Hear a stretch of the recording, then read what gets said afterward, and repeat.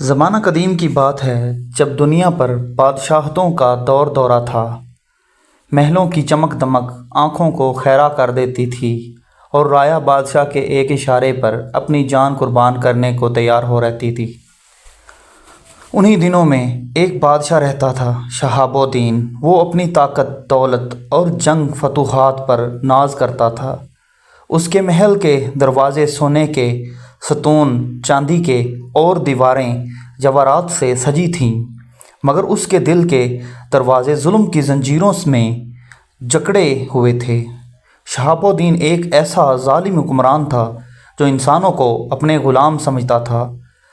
اس کی رایا اس کے خوف سے کانپتی تھی۔ اگر کوئی غریب فریاد لے کر آتا تو سپاہی محل کے دروازے سے ہی دھکیل دیتے۔ بادشاہ کا قانون صرف ایک تھا، جو میرا حکم مانے وہ زندہ رہے، جو سوال کرے وہ مرے۔ روزانہ محل میں جشن، رقص اور دولت کی نمائش ہوتی۔ وزیر بادشاہ کی جھوٹی تعریفیں کرتے اور اپنی مفاد پرستی میں غریبوں کا خون چوس لیتے۔ شہاب الدین کے دل میں نہ بھوک کا احساس تھا، نہ پیاس کا، نہ رایا کی درد کا۔ ایک روز وہ بالکنی سے نیچے شہر دیکھ رہا تھا۔ غریب لوگ بھوک سے تڑپ رہے تھے، عورتیں پانی بھرنے پر جھگڑ رہی تھیں اور سپاہی ایک بوڑھی عورت کو مار رہے تھے کیونکہ وہ ٹیکس ادا نہ کر سکی۔ مگر بادشاہ کے چہرے پر ذرا برابر رحم نہ آیا۔ اس نے صرف اتنا کہا، جہاں کمزور روتے ہیں وہاں طاقتور مزید طاقتور بننے کے لائق ہوتے ہیں۔ محل کے ایک گوشے میں بادشاہ کا بیٹا شہزادہ فیاض رہتا تھا۔ دل کا نرم، علم و انصاف کا عاشق، وہ اکثر محل کے پچھلے دروازے سے چھپکے سے نکل جاتا اور عوام کے حالات دیکھتا۔ سادہ لباس، عاجزی سے بھرا چہرہ اور نرم گفتگو اس کی پہچان تھی۔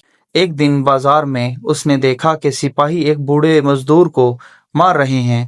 شہزادے نے فوراً روک کر پوچھا، اس کا قصور کیا ہے؟ سپاہیوں نے کہا، یہ محل کے لیے لکڑیاں وقت پر نہ لا سکا۔ شہزادے نے بوڑھے کے زخموں پر اپنی چادر رکھی اور کہا، اسے آزاد کرو۔ اگر آئندہ کسی غریب پر ہاتھ اٹھایا تو تمہیں محل سے نکال دوں گا۔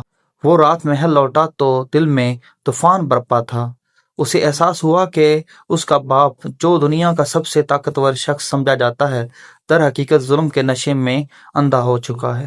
رات کو اس نے باپ سے کہا، ابا جان، انصاف ہی سلطنت کی بنیاد ہے۔ رایا کی فریاد دبانا بادشاہت نہیں، تباہی ہے۔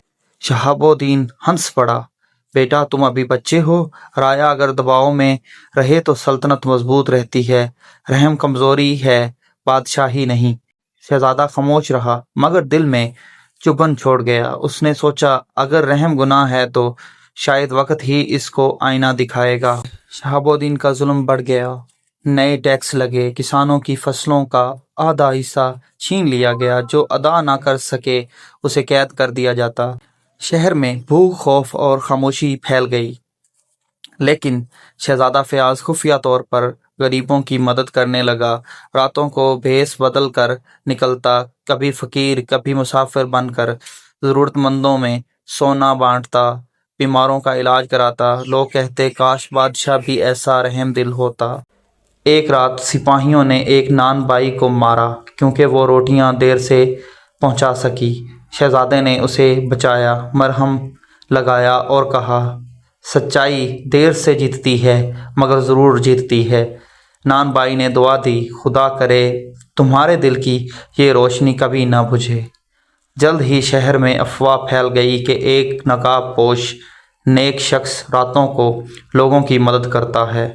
جب خبر بادشاہ تک پہنچی تو وہ غصے سے بولا، میری سلطنت میں کوئی بغیر اجازت نیکی نہیں کر سکتا۔ نیکی بھی اگر میری مرضی کے بغیر ہو تو بغاوت ہے۔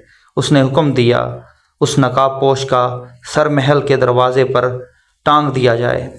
چند دن بعد ایک جاسوس نے بادشاہ کو خبر دی کہ وہ نیک شخص دراصل شہزادہ فیاض ہے۔ شہاب الدین کے چہرے کا رنگ اڑ گیا۔ غصے میں بولا، میرے ہی خون سے غداری، میں اس سہم کو جڑ سے ختم کر دوں گا۔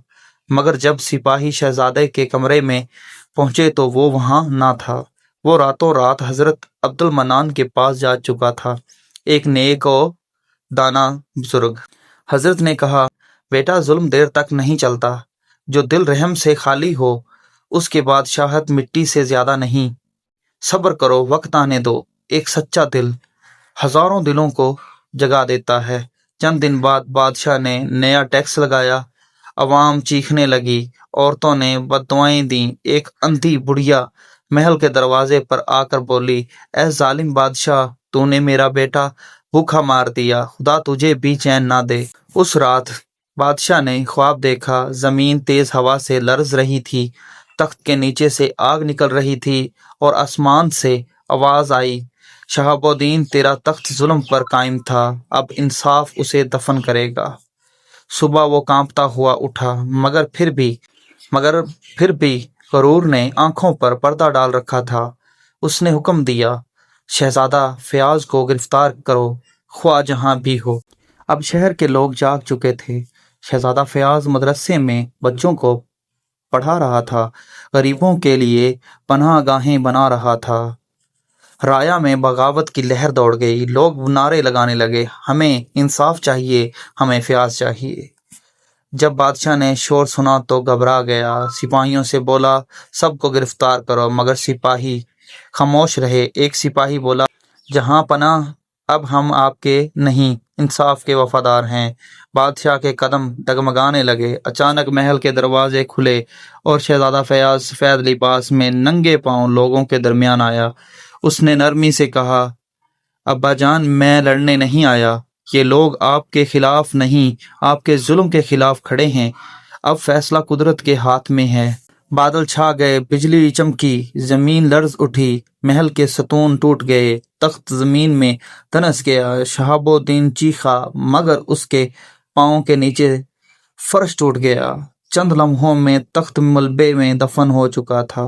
شہزادہ آگے بڑھا، ٹوٹا تاج اٹھایا اور کہا، یہ انجام ہے ہر اس بادشاہ کا جو انصاف کو روندتا ہے۔ لوگ رونے لگے، بولے، اے فیاض، آپ ہی ہمارے بادشاہ ہیں۔ مگر فیاض نے کہا، میں بادشاہ نہیں، خادم بننا چاہتا ہوں۔ اصل بادشاہ وہ ہے جو عدل سے حکومت کرے اور رحم سے دل جیتے۔ اسی دن اس نے اعلان کیا، ہر قیدی آزاد، ہر غریب کا ٹیکس معاف اور ہر ظالم کے لیے ایک ہی قانون، انصاف۔ وقت گزرتا گیا، شہاب الدین کی قبر محل کے کھنڈر میں باقی رہی اور فیاض کا نام صدیوں تک عدل و رحم کی علامت بن گیا۔ لوگ کہا کرتے تھے، ظالم بادشاہ مر گیا مگر رحم دل بیٹا ہمیشہ زندہ رہا۔ اگر آپ کو یہ کہانی پسند آئی ہو تو داستان محبت چینل کو سبسکرائب کریں اور مزید ایسی سبق آموز کہانیاں سننے کے لیے ہمارے ساتھ رہیں۔